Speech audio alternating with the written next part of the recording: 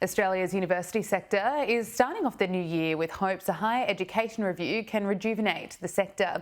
Leaders want to see the review deliver bold, student-centric outcomes, providing affordability and access to tertiary education. Joining us live now is Troy Williams, CEO of the Independent Tertiary Education Council. Troy, thank you for your time. What does a bold change actually look like to Australia's education system? Look, that's a great question. Over a number of decades, successive governments have made incremental reform. But I think it's now time to have a look at changing higher education, in fact, changing post-secondary education. We've got an environment where we're pretty much dealing with full employment. And we also need to look at how we use the higher education system, linked with the skills training system, to not just help people into a job, but to actually upskill the workforce, to drive the productivity growth we need. So we need to look at funding models, we need to look at the regulatory approaches, but we also need to look at how the higher education system links more appropriately and more strongly with the skills training system. And what does it mean to be student-centric? Look, a lot of our funding models, a lot of our regulatory models are focused on the provider.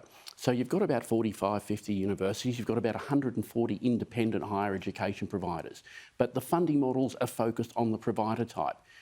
Here at ITEC, at the Independent Tertiary Education Council, we're arguing for, say, a skills funding system, a higher education funding system that empowers the student to study with the provider of their choice. They might want to study with a public provider, that's fine, but they should also have the option of using the funding that the taxpayer provides to get the qualifications they need with a provider in the independent sector.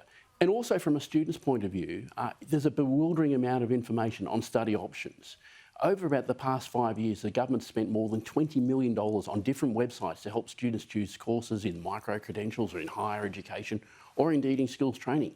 But they're all disjointed. So we spent millions of dollars on taxpayers' funds, quite frankly, building infrastructure that confuses students on their study options. So a student-centric funding model will empower them to make informed choices and then go to allow them to study with the provider of their choice. Is there too much red tape when it comes to tertiary education? What needs to be removed? There's a natural sort of tension there against a framework that protects students, but we do really have over-regulation. If you're a provider, if you're one of our members operating in both the higher education and skills training systems, you have to deal with two different regulatory bodies, and even the regulatory frameworks don't match. There's no clean alignment. So they'll have one set of standards they need to meet in higher education, they have another set then they need to meet in skills training. And if they support international students, there's another regulatory framework. There is really an opportunity here as part of this review to look at the system, the entire tertiary system in a more joined up system to reduce a lot of the burdensome red tape because it's actually regulating the same way in different things. Because quite frankly, as a nation, we want our institutions focused on students, not the absurd amounts of government red tape they have to deal with. Troy Williams, thank you so much for your time. Not a problem. Great to be with you.